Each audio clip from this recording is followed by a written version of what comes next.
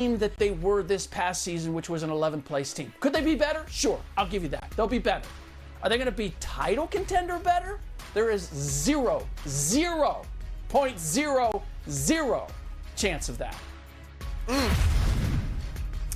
Rick Bucher yesterday on Speak For Yourself saying the Lakers have no shot at the title, even if they land Kyrie. He didn't say that. He said they have a 0.00% chance. That's really kind of little. It's not very big at all. Rick, you want to explain? I don't know that I need to explain, but if you insist, Jenna, I will. Thank you, by the way, for quoting me accurately.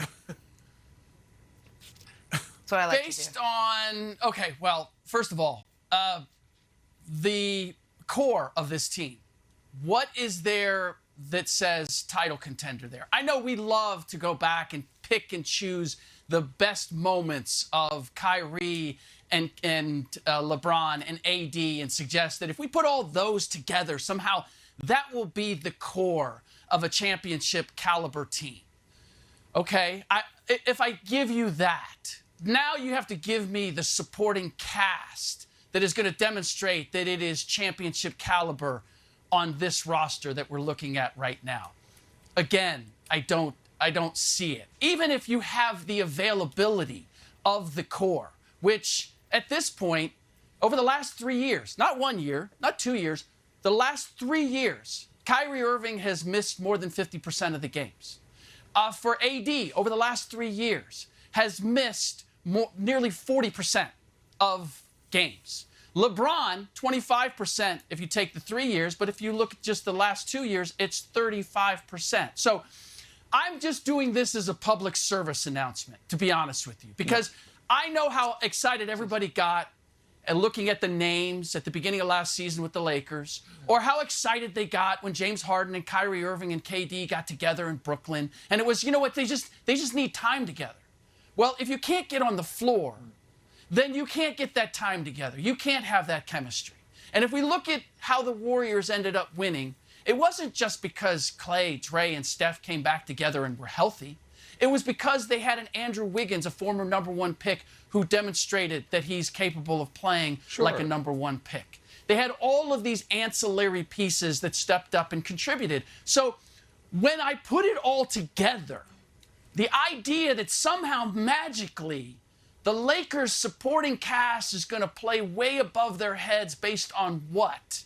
And that the core is going to stay healthy and find a chemistry that, by the way, I've never seen that three win a championship, unlike at least I saw the Warriors three demonstrate that they were capable of being the core of a championship.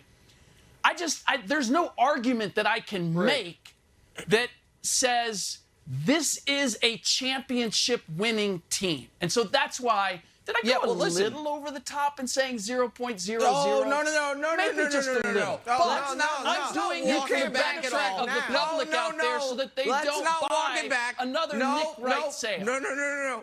Hold on a second. Oh, I'm Here's not the walking deal. it back. Listen, there's Rick, no chance they're going to win a championship. I have been in this position, so I understand it. The position of, God dog it, if I doubt a guy who might be the GOAT long enough, eventually I'm going to be right. And then he just outlasts you somehow. That is me and Tom Brady, and it is you and LeBron James. Because, Rick, what chances, because, listen, this is one of the things. We're on TV. We have records on this. The Lakers were a 10th place team, not 11th, a 10th place team the summer before they added Anthony Davis. Okay. And I remember your takes and feelings on that team winning the title. I'm just curious. Do you remember your takes and feelings on that team winning the title? Did you go back in the archives? I'm just curious. No. Rick can tell me. Probably had serious. Are you talking about the bubble? Are you talking about the bubble season? I'm talking about the title they won. I'm just talking about the title they won. Talking about the I'm just talking about the title they won. So here's the thing. About the title season. Yeah. The 10th place Lakers who added Anthony Davis and won the title. So here's the thing, America. Let me tell you something. I didn't go back and check the archives. I did a very dangerous thing right there. I did not have my facts lined up to know that Rick Bucher doubted him, but I know Rick Bucher, so I knew he doubted him. I know that if the answer to the question can be, is LeBron going to fall short? Rick's answer usually is, it's going to fall short. So here's my question. I'm just going to list teams, and you tell me if you think they also have a 0.00% chance of winning the title. The Memphis Grizzlies, are they at 0%? No, not at 0. Okay, all right. The Miami Heat, are they at 0%? Not at 0. Okay. The Denver Nuggets, are they at 0%? Whew. Yeah, 0. Oh, 0% for the Nuggets. Oh, that one surprised me. So I want to know, but I guess my general point is if the Lakers are at 0%, are there like 6 teams? Nick, the reason it surprised you is because... No, the reason this surprises you is because you're seeing everything through the LeBron lens. And you're thinking that I am looking at everything through the LeBron lens. That's not how I'm judging any of this. It's simply a matter of what have I seen from these three, the 3-star players recently? And what can I possibly bank on them doing? Never mind that I've never seen them together collectively. I don't think it's impossible that LeBron James could win another championship, but he's going to need the exact right guys next to him and around him. And I don't see that with these Lakers by any stretch of the imagination. Never mind that all 3 of them last season were all losing players. They all had losing records. When LeBron James and AD played together, they were 11-11. When Kyrie played, the Nets were a losing team. So just give me some foundation here for if I bring them all together at this point in their careers to buy in that they are now going to be winning players. I know what they've been. I know what they've done in pieces together. But collectively, give me the reason to look at those 3, just those 3, and say, you know what, they're going to be better than every other team in the league. I just can't make that case. There's no case that I can make. And at least I can make a case for some of the other teams that I believe have a chance of winning a championship. Okay. Okay, Rick, look, I spoke yesterday about how on paper the Lakers would be the favorites in the West, but why I couldn't go with them as the official favorite if they got Kyrie. And some of it was what you said. The availability is a main thing. Kyrie's mental state is a main thing.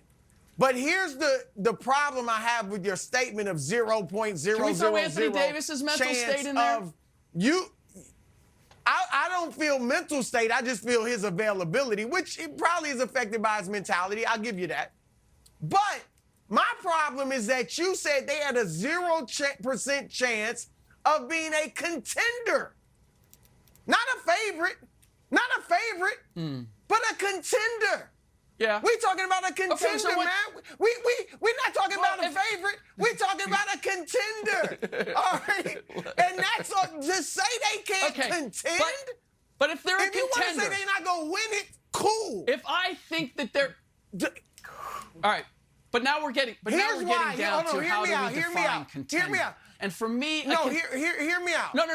One thing. Hear me out. For a contender I have to envision that they can win it all to be a contender. Okay, I'm going to tell you why you should envision it. I think because they can you said 0% chance. Yeah. You think they could get to the conference finals? Oh, that's a contender. That's the Final Four. No, I do not expect them to get to the conference finals. No, I don't expect them to get to the conference finals.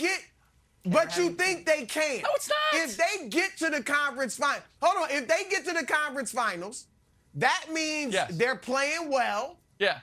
And the trio has come together because they had to beat some good teams to get there.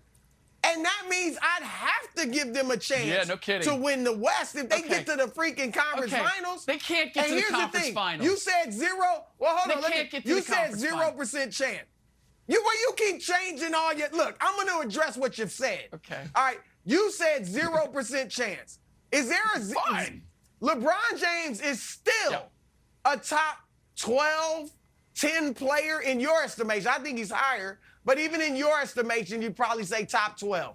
AD, top 15, Sure. Okay. Kyrie, all-star caliber. What team in the league has 2 top 12 players and another all-star caliber team? Guy, that's not a contender. You can't name Anyone one. with LeBron. And if they're healthy, That's the answer. If they're healthy, and the other thing, Rick, is role players, they play better off of 3 guys that draw attention. The 3 individual stars in Golden State are not as good individually as the individual stars in LA. So they don't individually draw as much attention. Draymond draws no attention. But if AD, Kyrie, and LeBron are all potentially drawing double teams, the supporting cast will play better. They do need shooting. Maybe they get that in the trade. That's the one thing they need. But contender? We're talking about contender? Not a favorite, but a contender. Yes. Right. Go ahead, Rick. Y'all pick that up. See, if they whatever they do individually, I don't care. It's what the Warriors. You're right. Individually, take them apart. Who's better? Fine. What the Warriors are collectively has proven to be more than what Kyrie, AD, and LeBron are, because we've never even seen that 3 together. And by the way, you know what? They said, look, I'm the oldest person on this program. Pretty safe to say that I'm the oldest person on the screen right now. And they say that old people generally, they live in the past more because that was a better time.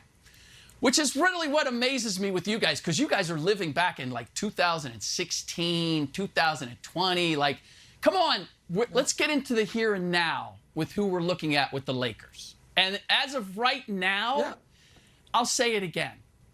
0.00 chance that the Lakers are a championship contender this season. I mean, okay. Go ahead, I Nick. mean, this is That's called doubling I don't know down. why you keep stepping on this rake, but that's fine. It's compelling. It's fun. But that is not on this show what we say about old people.